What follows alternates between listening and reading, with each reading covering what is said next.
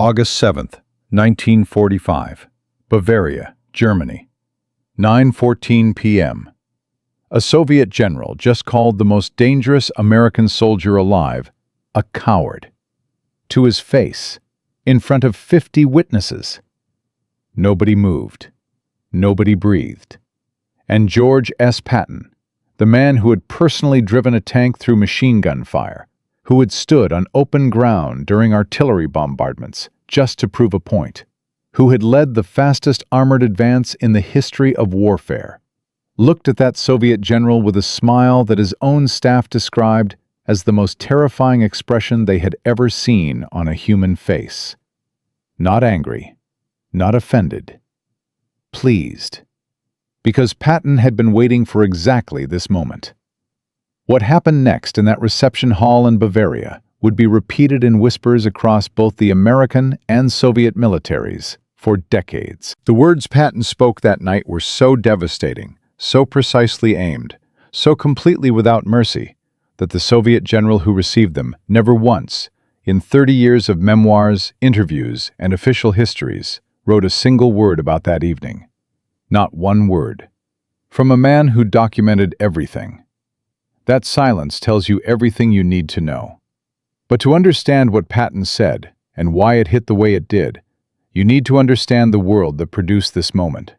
You need to understand what the summer of 1945 actually looked like on the ground. What it felt like inside the rooms where former allies were suddenly staring at each other across the wreckage of a continent. And why George Patton was the single most inconvenient human being alive in that particular moment in history. Because the war was over.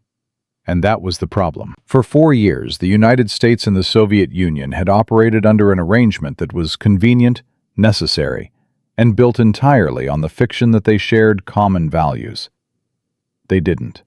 They both knew it. But Germany had to be defeated. Japan had to be broken. And the math of industrial warfare in the 1940s meant that neither country could accomplish those objectives without the other. So they smiled. They toasted each other's victories. They signed agreements and shook hands and posed for photographs that would be printed on the front pages of newspapers in 40 countries.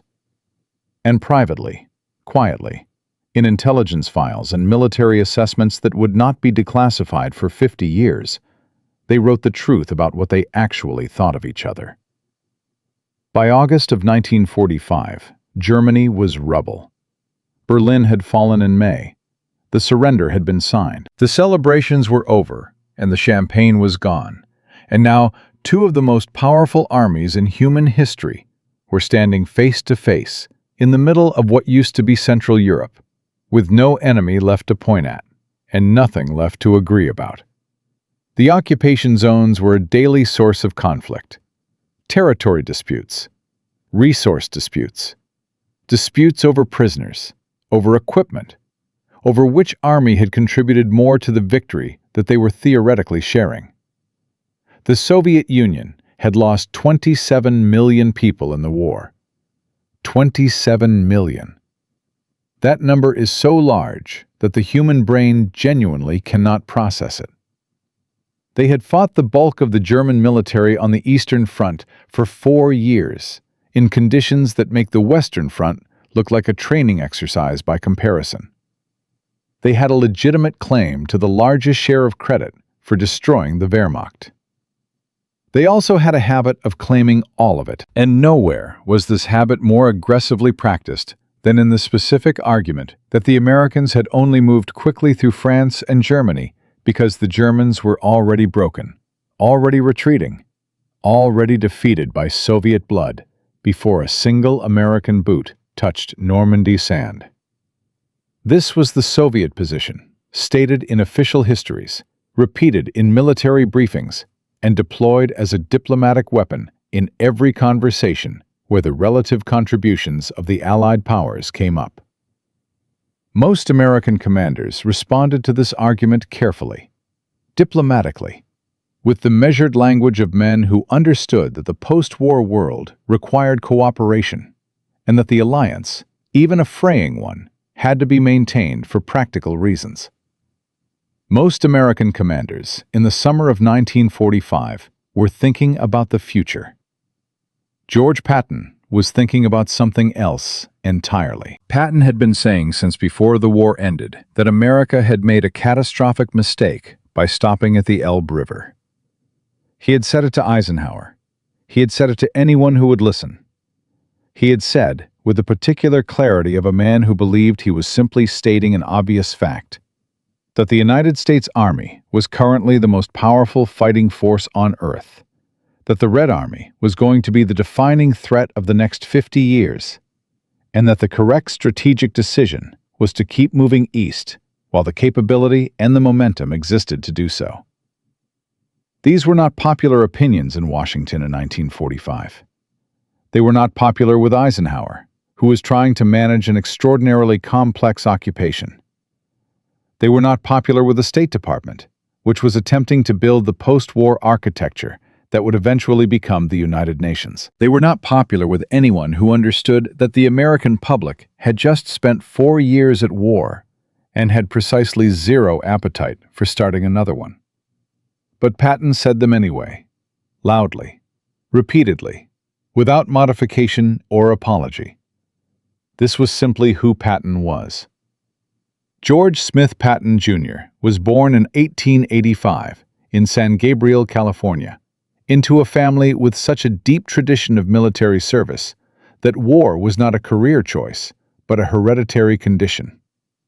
His grandfather had been a Confederate colonel. His great-uncle had died at Gettysburg. He had grown up on stories of cavalry charges and battlefield glory, and the particular philosophy that held that there was no more meaningful way for a man to spend his life than in the profession of arms. He had also grown up with severe dyslexia at a time when the condition had no name, and the standard response to a child who could not read properly was to assume he was stupid.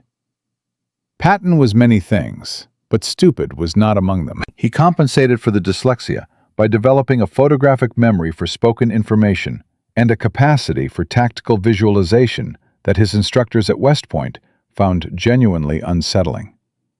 He could look at a map, close his eyes, and describe the terrain in detail that took other officers hours of study to achieve. He was also, from a very early age, absolutely convinced that he had lived before. Not as a metaphor, as a literal belief. Patton believed he was the reincarnation of a warrior soul that had fought in the armies of ancient Carthage, in the legions of Rome, in the cavalry of Napoleon. He wrote poetry about it. He described standing on battlefields in France and North Africa and recognizing features that he had never seen, but somehow knew. His staff learned to treat this belief with the combination of respect and carefully maintained silence that you extend to a genius who has an unusual relationship with conventional reality. What mattered on the ground was not Patton's metaphysics, but his results. And his results were, by any objective measure, extraordinary. The Third Army, which Patton had commanded from August 1944 to the end of the war in Europe, had advanced further, faster, against stronger resistance, with fewer resources than any comparable formation in the history of armored warfare.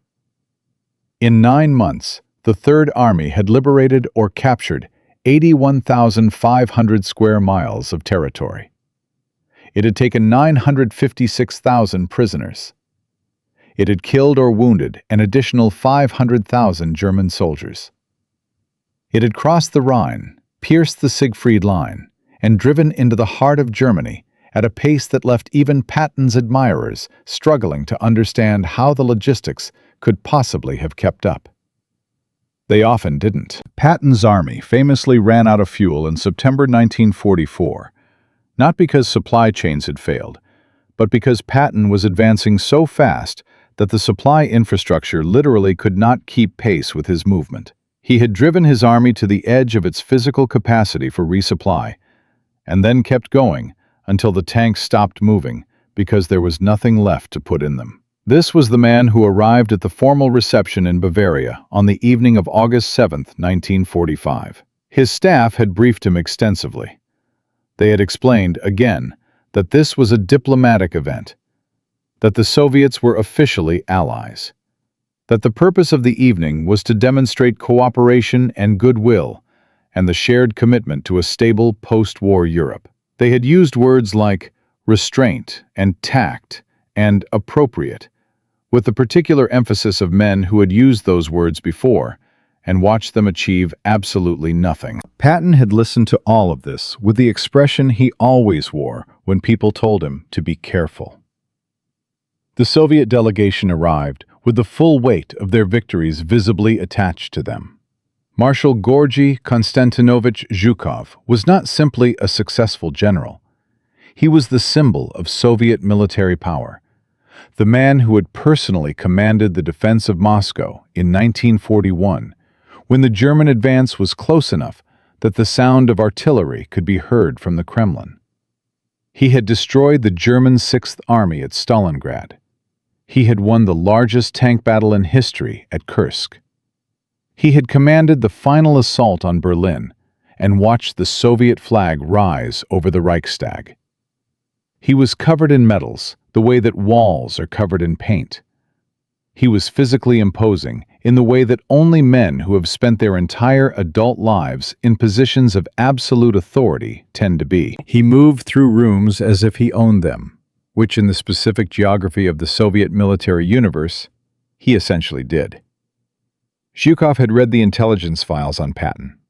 He knew about the slapping incident, the political problems, the repeated conflicts with Eisenhower, the times Patton had been sidelined and reprimanded and pulled back from opportunities he had wanted. In Soviet military culture, where a general who struck a subordinate would have been court-martialed and likely shot, and where political reliability was considered as important as tactical competence, the picture of Patton that emerged from those files was not of a military genius. It was of a difficult, unstable, repeatedly disciplined officer who had been kept functional only through the constant management of his superiors. This was a significant misread. The reception began with the formal architecture of diplomatic events everywhere. Toasts, speeches, the careful choreography of officially cordial relations between parties who are being pleasant because they have been instructed to be pleasant. The two delegations occupied separate regions of the room, with the unconscious precision of animals that understand territorial boundaries without needing them to be explicitly marked. And then, at some point during the evening, in the way that the specific moments that define history often arrive, not announced, not dramatic, just suddenly present, Zhukov and Patton ended up in the same conversation. There were translators on both sides. There was a small audience of officers who understood exactly what they were watching. And Zhukov, with a directness that characterized every interaction he had ever had in his life, made his move. He said that the American advance through France and Germany had been fast, certainly. He acknowledged the speed. He was almost generous about it. And then he explained why the speed meant less than it appeared. He said that the Americans had been advancing against an enemy that had already been broken, already bled out, already stripped of its best units and its strategic reserves by 4 years of combat on the Eastern Front. He said that moving quickly against a retreating, exhausted, depleted opponent was not the same thing as fighting a real battle against a real enemy at full strength. He said, with the precision of a man who had calculated exactly how much force was required to achieve the intended effect, that the Americans had won their war against an opponent who no longer had the capacity to fight back. It was a perfect insult, technically defensible, delivered with absolute confidence, aimed with surgical accuracy at the specific accomplishment that Patton had spent the last year of his life achieving. The room went completely silent. Patton's staff later said they had stopped breathing. Patton looked at Zhukov. He said nothing for a moment that the witnesses all remembered as lasting much longer than it actually did. And then he smiled. Not warmly, not diplomatically. The smile that his enemies recognized and his staff feared. the smile that appeared on Patton's face when he had already decided exactly what he was going to say, and he was allowing himself to enjoy the moment before he said it. He said, through the translator, that he found the comment interesting. He said that the Red Army had fought magnificently on the Eastern Front, and that he had genuine respect for what Soviet soldiers had endured and achieved. And then he said that he would be happy, delighted, to compare the operational records of the Third Army with any Soviet formation of equivalent size, battle by battle, mile by mile, casualty by casualty, and that he was quite confident the comparison would be educational for everyone present. He said that in his considerable experience, generals who spent significant energy explaining why other people's victories didn't count were usually generals who had private concerns about whether their own victories would survive the same level of scrutiny. And then, very quietly, with the particular stillness that preceded the most devastating things Patton ever said, he told Zhukov that he had never in his career required an ally to break the enemy before he arrived. The translator went pale. Zhukov stared at Patton. And then Zhukov said something in Russian that the American translator later described in his official report as unprintable. But what Patton said next, the response to what Zhukov said, that was the moment that echoed across decades. That was the sentence that Soviet intelligence analysts would study, that American officers would repeat in hushed conversations for the rest of their careers, that Zhukov himself would never once commit to paper in 30 years of writing about the war. Because what Patton said next didn't just answer the insult, it ended the argument permanently. In Part 2, we find out exactly what Zhukov called Patton, and we hear the 6 words that made 50 military officers fall completely silent in a room in Bavaria on a warm August evening in 1945.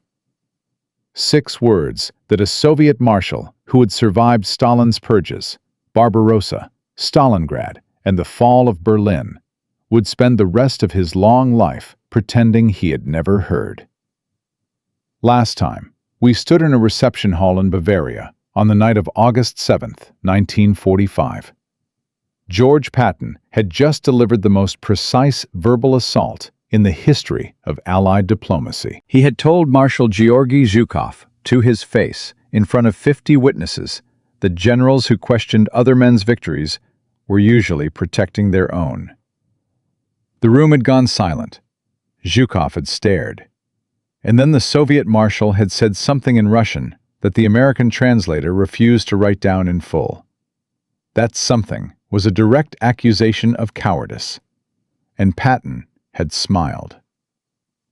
Here is what you need to understand about what happened next. Zhukov had survived Stalin. He had survived Barbarossa. He had survived Stalingrad. He had commanded more men in more battles than almost any officer in recorded history. And in 30 years of memoirs after that evening, he never once wrote a single sentence about what Patton said in response. Not one word. From a man who forgot nothing. And this is where the real story begins.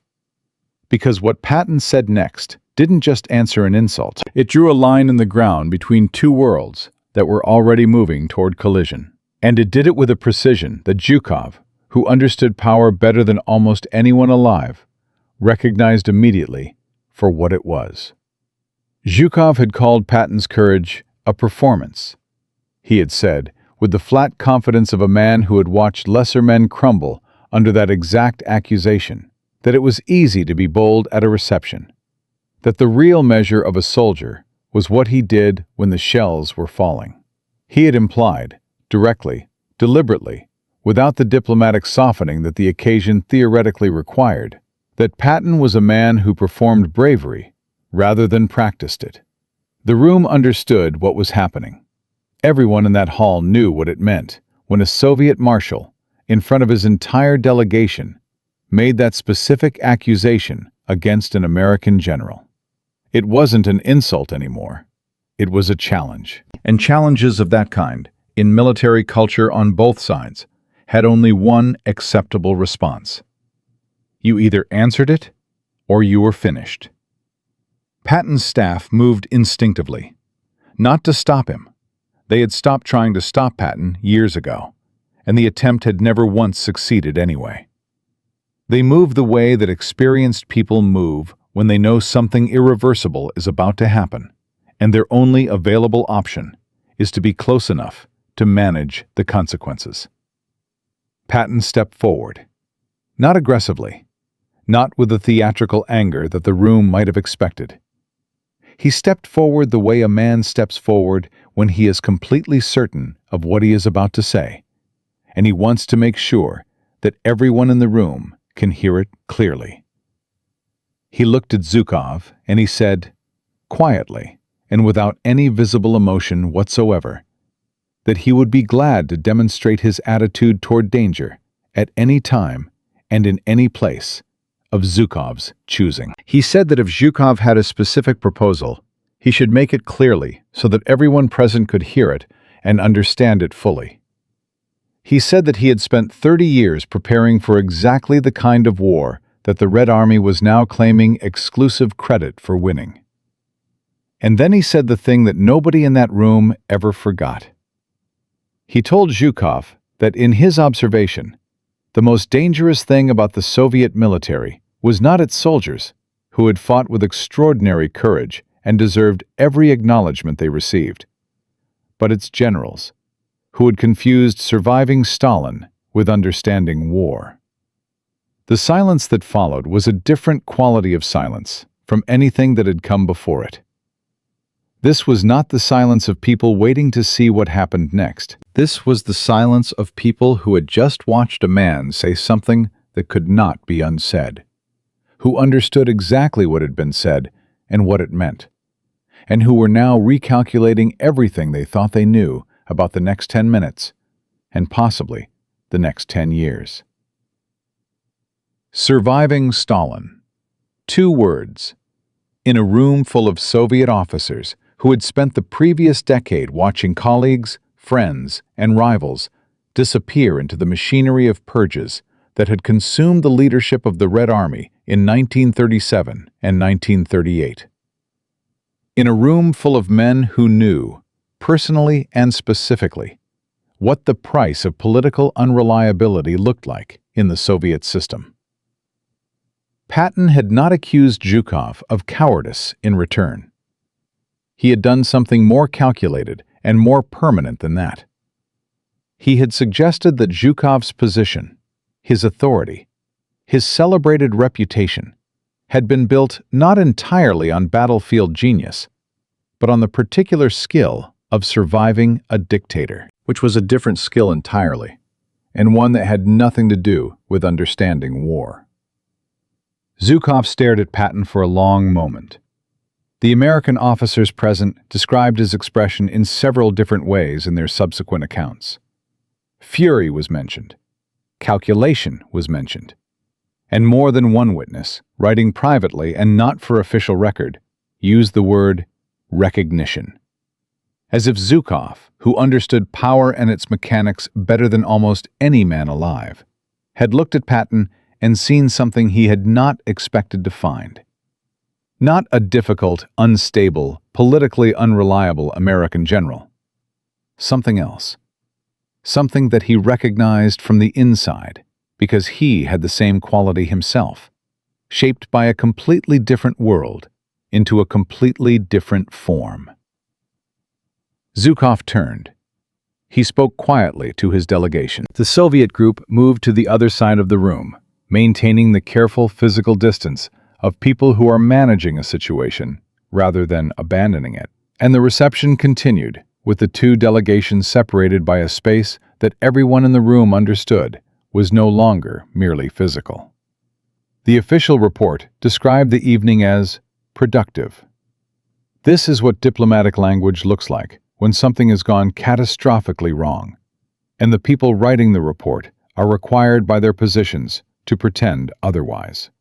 The fallout began the next morning. The Soviet delegation had filed a formal complaint through military channels before the night was over. The complaint cited the tone of the American delegation and requested clarification of American policy regarding the conduct of its senior officers at official Allied functions. This was the bureaucratic equivalent of a grenade, and it landed in Eisenhower's headquarters with exactly the impact that the Soviets had intended. Eisenhower was already managing more problems than any theater commander in history was designed to handle simultaneously. The occupation zones were a daily source of friction. The negotiations over Germany's future were moving with the speed and grace of a convoy through mud. The relationship with the Soviet military was fragile in ways that went far beyond any single reception in Bavaria. And at the center of an escalating number of his most significant headaches was the same man who had been at the center of escalating headaches since 1942. Patton was called in.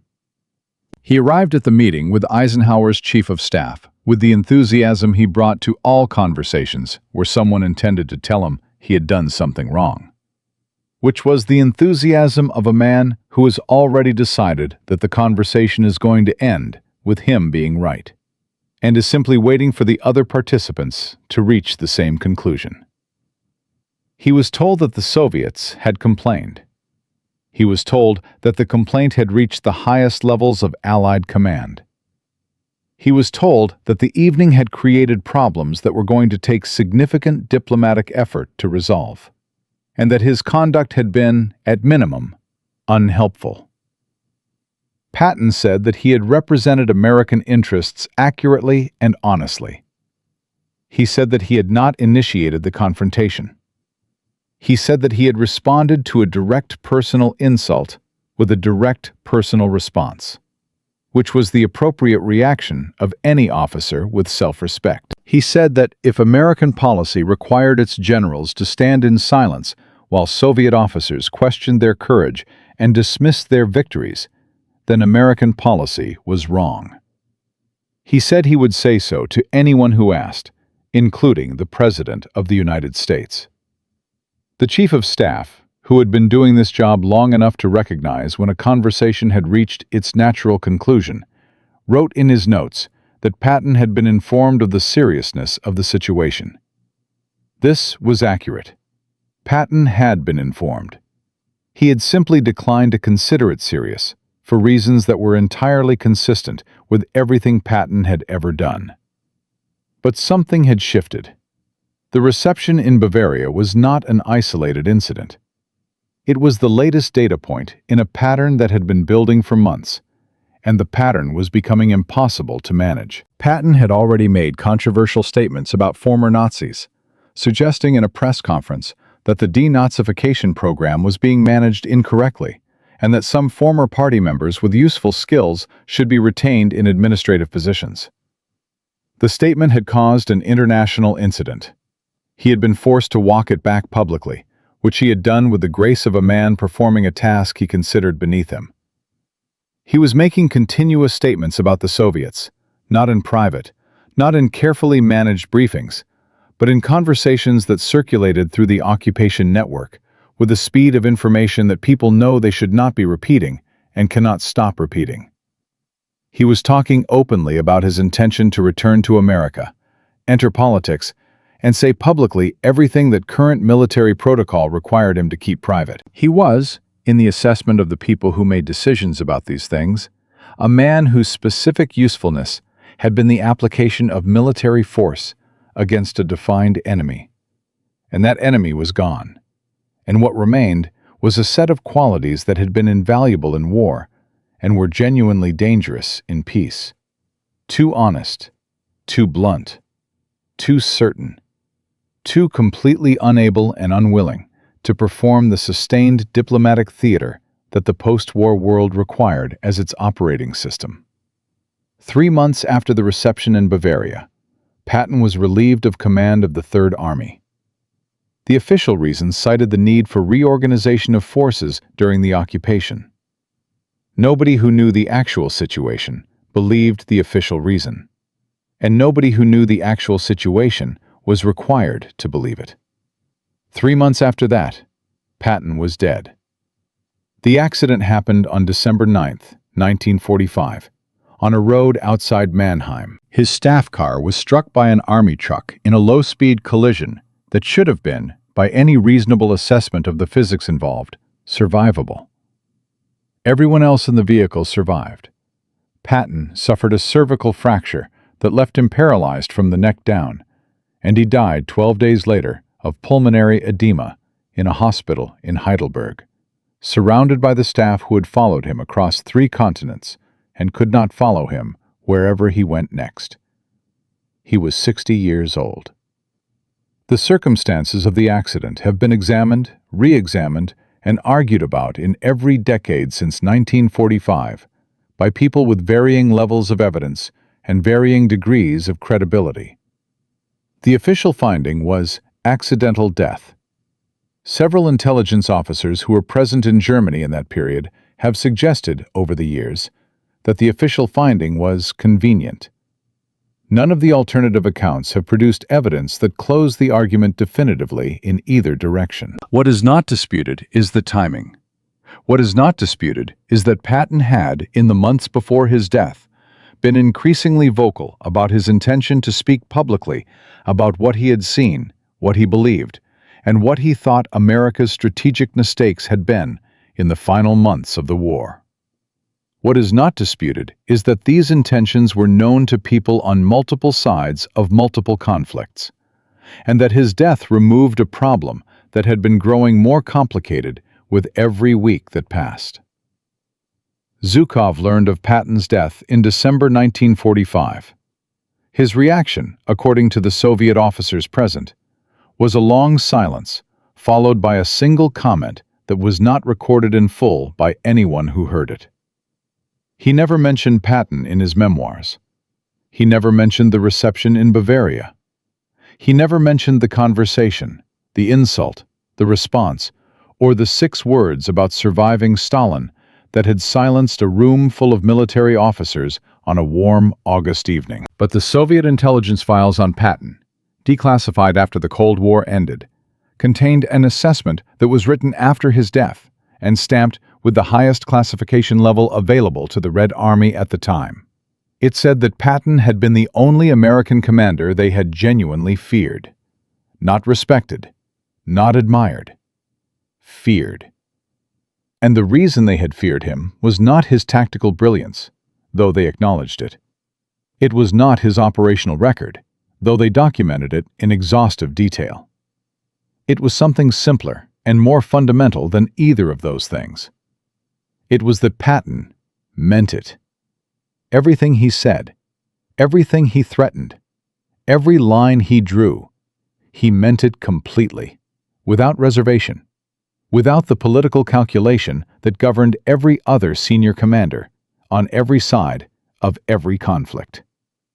And a man who means everything he says is a different category of problem from a man who is performing his position. They had been relieved, the assessment concluded, that such a man had been kept constrained by his superiors for most of the war.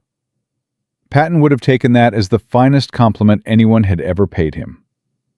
In Part 3, we will find out what the Soviet intelligence files actually said about Patton's specific plans, what Eisenhower knew about the reception in Bavaria that he never made public, and why the man who outlived Patton by 26 years, who survived Stalin twice and the entire Cold War, kept a single piece of paper in his personal files until the day he died in 1974. A piece of paper that nobody has ever been able to fully explain, with 6 words written on it in Russian in Zhukov's own handwriting. 2 parts in, here is where we stand. George Patton walked into a reception in Bavaria on August 7, 1945, was called a coward by the most decorated Soviet general in history, and responded with 6 words that silenced 50 military officers and sent Zhukov's delegation to the other side of the room without another word. Patton was relieved of command 3 months later. He was dead in 6 months. And Zhukov, who survived Stalin twice and the entire Cold War, never once wrote about that evening in 30 years of published memoirs. We ended Part 2 with a Soviet intelligence file, classified at the highest level, written after Patton's death, describing him as the only American commander they had genuinely feared. And a piece of paper found in Zhukov's personal files after his death in 1974, with 6 words written in Russian in his own handwriting, that nobody has ever fully explained. Now the question is, what those files actually contained. What Eisenhower knew that he kept private, and what the Soviet military did with their assessment of Patton in the years after his death. Because the story did not end in Bavaria. It did not end on a road outside Mannheim in December 1945. The collision between what Patton represented and what the post-war world required echoed through the next 50 years of military history in ways that most people have never connected back to their source. And the full picture is more unsettling than the summary suggests. The Soviet intelligence apparatus had been tracking Patton since North Africa. This was not unusual. They tracked all senior Allied commanders as a matter of standard procedure. But the Patton file was different from the files on other American generals in one specific and significant way. The files on Eisenhower, Bradley, and Montgomery were organized around questions of political reliability, diplomatic predictability, and command relationships. Standard intelligence categories. The kind of information that tells you how a commander will behave inside an institutional structure. The Patton file was organized around a different question entirely. The question the Soviets were trying to answer about Patton was not how he would behave inside a structure. It was what he would do if the structure were removed. This distinction matters more than it might initially appear. Every other senior Allied commander in the European theater was, at some level, a product of and answerable to the institutional framework that had produced him. Their decisions could be predicted, to a workable degree, by understanding the pressures, incentives, and constraints that framework imposed. You didn't need to understand Bradley as an individual to predict Bradley as a commander. You needed to understand the American military institutional culture and the specific political context of 1944 and 1945. Patton broke that model completely. The Soviet analysts who worked on his file wrote, in language that was unusually direct for intelligence assessments of the period, that Patton's decision-making appeared to be driven by an internal framework that operated independently of, and sometimes in direct opposition to, the external institutional framework he nominally operated within. They used the Russian word for autonomous, self-directed, referring to a system that generates its own operating rules rather than receiving them from outside. This made him, in their assessment, unpredictable in the specific way that is most dangerous in an adversary. Not random, not unstable. Unpredictable because his behavior was governed by a logic that was internally consistent but externally opaque. You could understand what Patton had done after he had done it. You could rarely predict it before. The file documented this with specific examples that read, decades later, like a case study in the difference between conventional military genius and something that doesn't have a clean name. The breakout from Normandy, the relief of Bastogne, the Rhine crossing.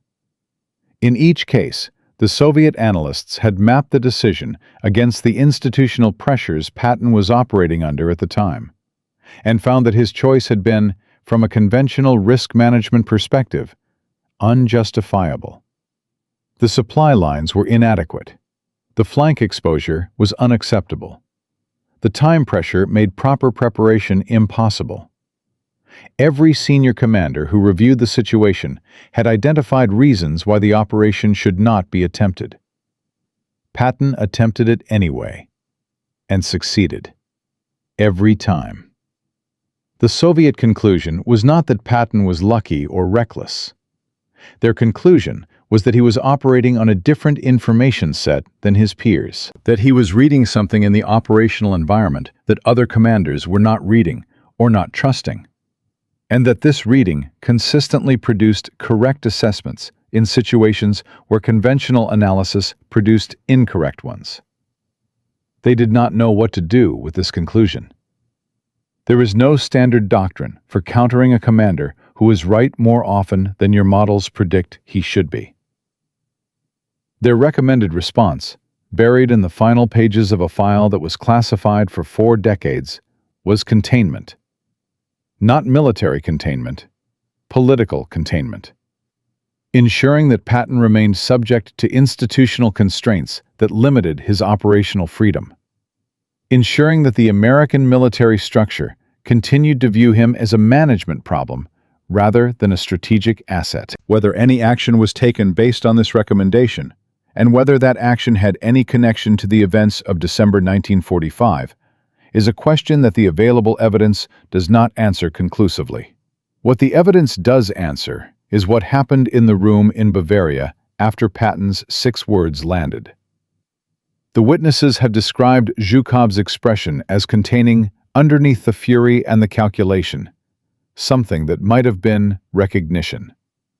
The Soviet intelligence file, written after Patton's death by analysts who had access to everything Zhukov reported through official channels, used a more specific word. The Russian translates roughly as acknowledgement, the recognition of a quality in an opponent that you have previously only encountered in yourself. Zhukov had survived Stalin's purges of the Red Army Officer Corps in 1937 and 1938. Purges that had consumed 3 of 5 marshals, 13 of 15 army commanders, and 50 of 57 corps commanders. He had survived not by being invisible, which was the strategy most officers attempted, but by being irreplaceable. By making himself the answer to a military problem that Stalin needed solved badly enough that the political cost of removing him was higher than the political cost of tolerating him. This was its own form of operating from an internal framework independent of external institutional logic. And Zhukov, who had spent a decade performing exactly that calculation at the highest possible stakes, had looked across a reception hall in Bavaria and seen the man who was doing the same thing in a completely different key. The difference was that Patton had no Stalin to make himself indispensable to. His version of the calculation had no one on the other end who needed him badly enough to pay the political cost of keeping him functional. Eisenhower needed the alliance. The alliance needed Patton managed.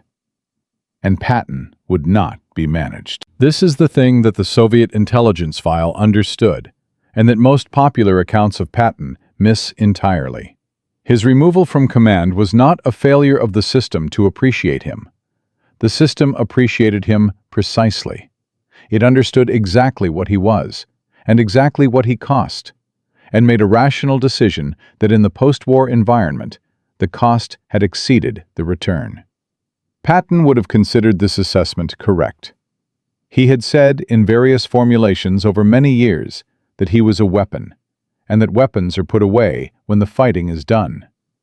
He had no illusions about the institutional view of him. He simply believed, with the same absolute conviction he brought to everything else, that the fighting was not done, that the next war had already begun in everything except the official paperwork, and that putting away the most effective weapon available at the moment it was most needed was the kind of strategic mistake that looked obvious only after the consequences became undeniable.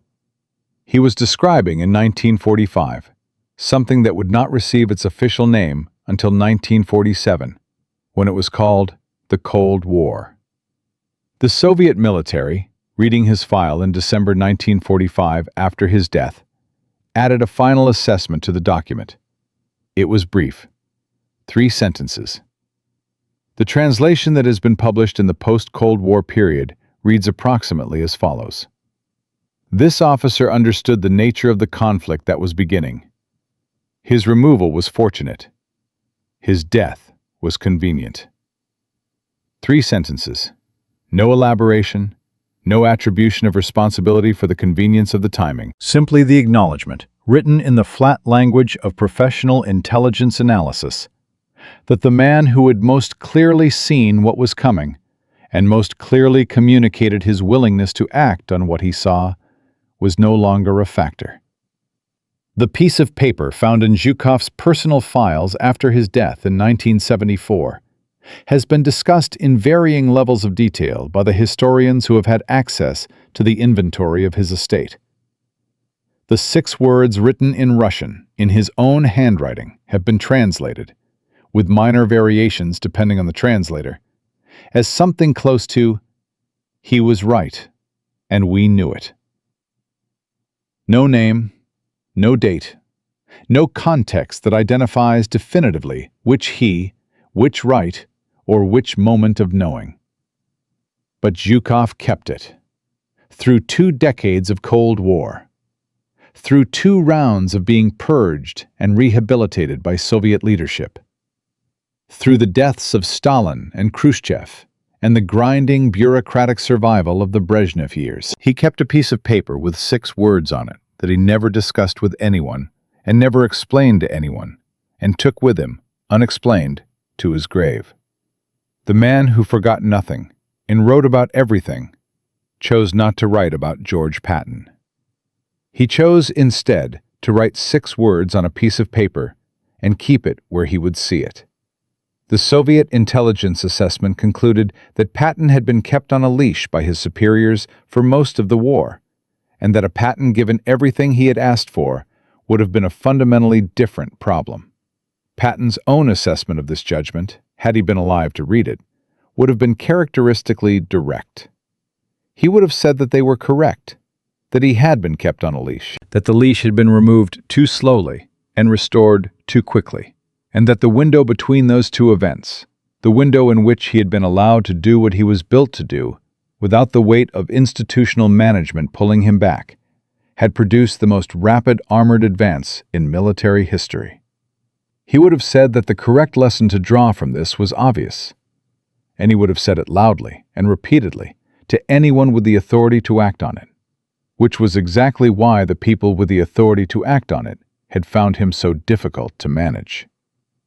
George Patton never needed anyone's permission to know what he was. He had known since he was a child, listening to stories of cavalry charges on a California ranch, since he was a West Point cadet who could not read the texts but could visualize the battles they described with a clarity that unsettled his instructors, since he was a young officer who believed in the literal reality of his own previous lives and found this belief not strange, but simply explanatory. He was a weapon. He knew it. The Army knew it. The Soviets knew it. The only disagreement was about when the weapon should be used and when it should be put away.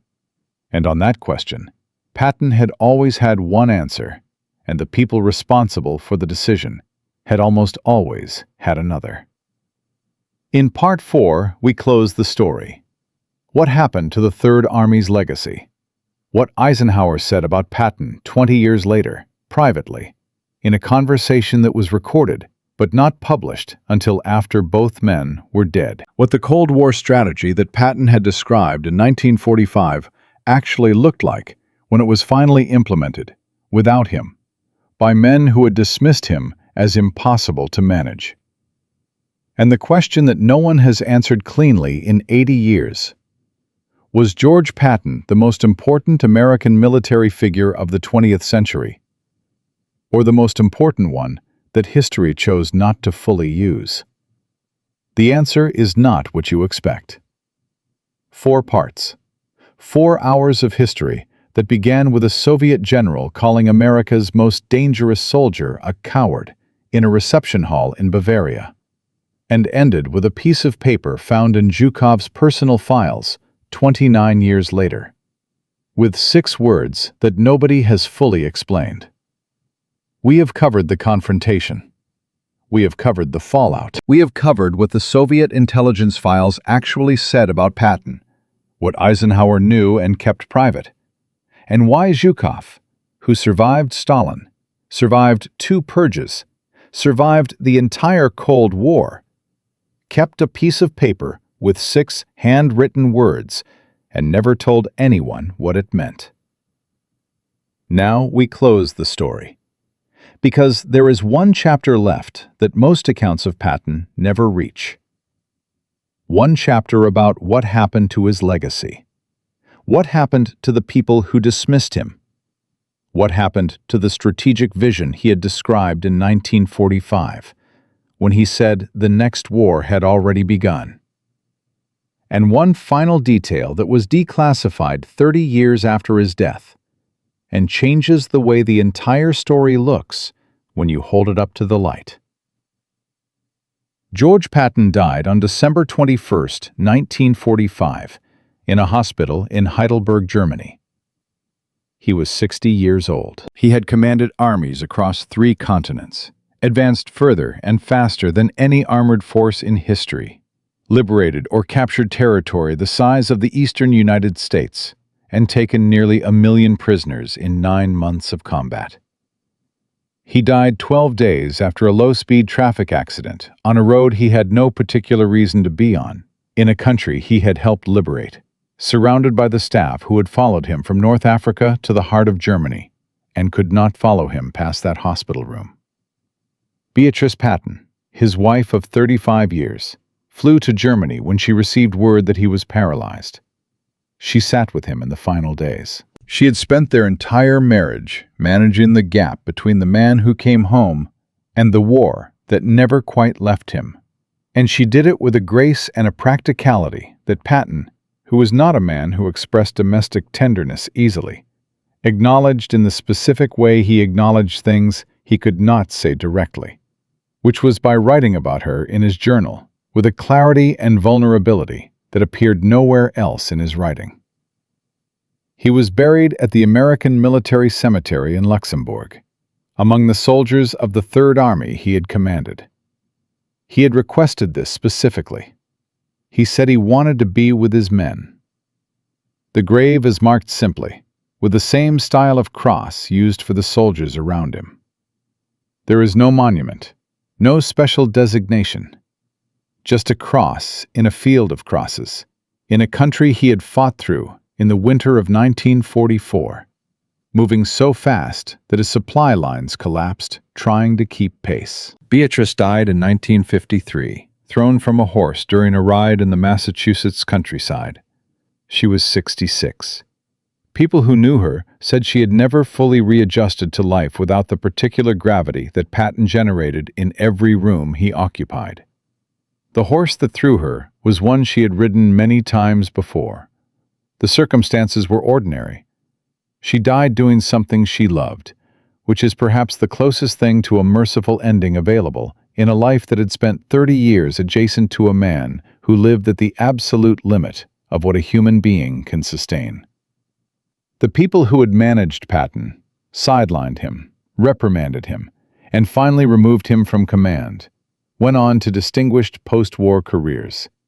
Eisenhower became Supreme Commander of NATO and then President of the United States, serving 2 terms in the 1950s, while the Cold War that Patton had predicted took the shape that Patton had predicted it would take. In 1962, in a private conversation recorded by a journalist who was writing a historical account, and agreed not to publish the material until after Eisenhower's death, Eisenhower said something about Patton that did not appear in print until 1971.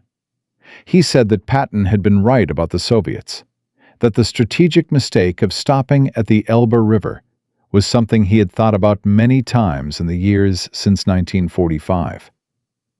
That the world of 1962, with its nuclear standoff and its divided Europe and its proxy wars on 3 continents, was recognizably the world that Patton had described when he was being managed and reprimanded, and finally removed for saying things that everyone in authority had found inconvenient. Eisenhower did not say that removing Patton had been wrong.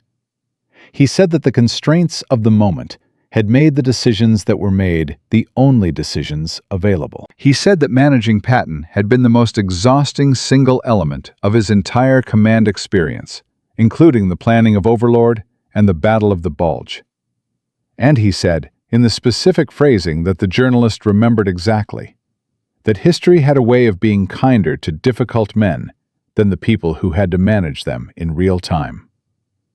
This is as close to a posthumous acknowledgement as Patton received from the institutional structure that had contained him. The Third Army's legacy did not require acknowledgement. It was written in the operational records that Patton had offered to compare with any Soviet formation at the reception in Bavaria. 9 months, 81,000 square miles of liberated territory, 956,000 prisoners, 500,000 enemy killed or wounded. A rate of advance that military historians still use as the benchmark against which armored operations are measured. The doctrines that the Third Army developed and demonstrated in 1944 and 1945 shaped American armored warfare for the next 50 years and are directly traceable in the operational concepts used in Desert Storm in 1991, when American armored forces advanced across Iraq at a speed that surprised even the commanders who planned the operation. The Gulf War's ground campaign lasted 100 hours. 100 hours to destroy an army of 300,000 soldiers with minimal American casualties. The operational concept that made this possible, the deep penetration armored thrust that collapses an enemy's rear areas before its forward units can respond, is the concept that Patton demonstrated in France in August 1944, when he drove the Third Army so far and so fast that the German command structure simply lost the ability to react coherently to where he was by the time they understood where he had been. The generals who planned Desert Storm had studied Patton. They said so explicitly. The doctrine they applied had his fingerprints on it in ways that went beyond simple influence. He had not merely contributed to the evolution of armored warfare. He had demonstrated, in conditions of actual combat against a competent opponent, the outer boundary of what was possible when you combined mass, speed, and the willingness to accept operational risk that conventional planning found unacceptable. The lesson that most institutional analyses of Patton miss is not about tactics or technology. It is about the specific relationship between innovation and authority.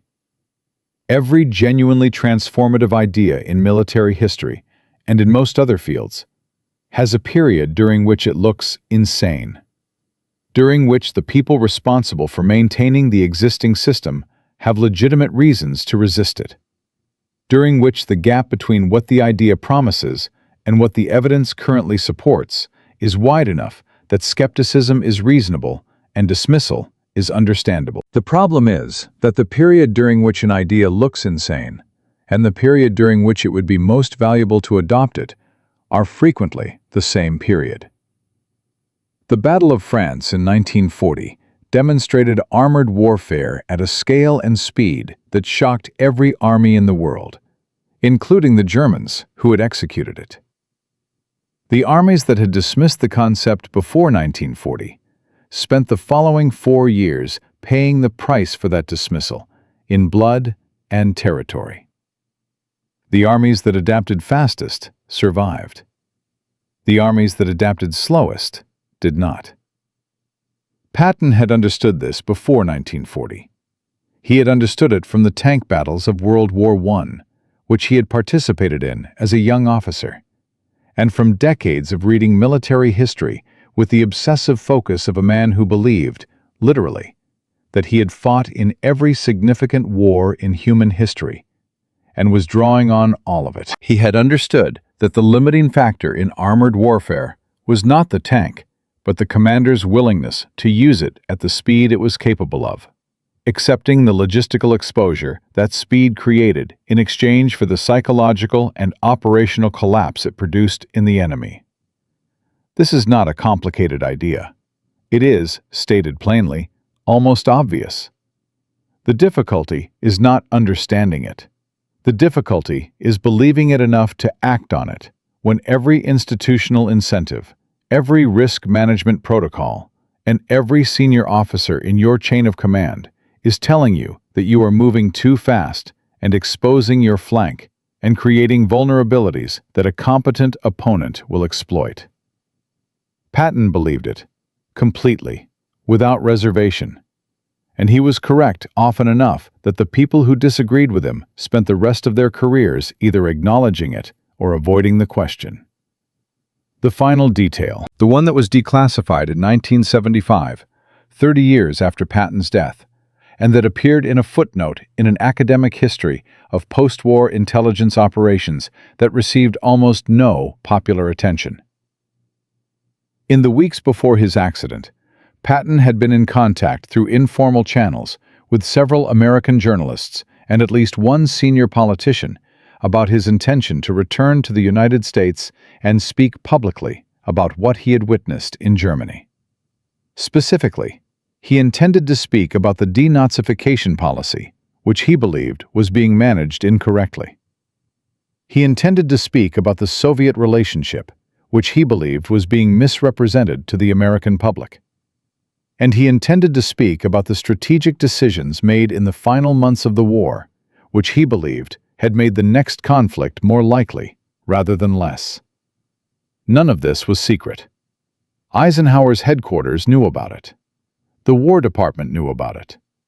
The declassified documents suggest, without conclusively proving, that Soviet intelligence also knew about it, through the same network of informal channels that had been monitoring Patton's communications since North Africa. The accident on December 9, 1945, occurred 12 days before Patton was scheduled to depart Germany for the United States. His travel orders had been approved. His itinerary was set.